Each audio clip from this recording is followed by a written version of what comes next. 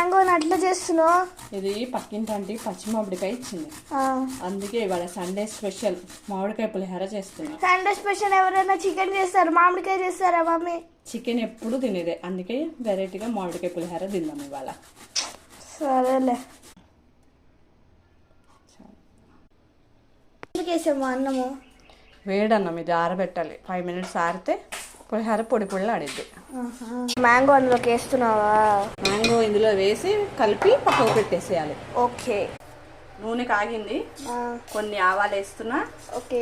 వేసా పచ్చిమిర్చి, కొంచెం ఇంగు వేస్తున్నా. పచ్చిమిర్చి బాగా వేగాక కరేపాకు వేసి వేసాను, పోపులో పెట్టేస్తున్నా. ఓకే మా.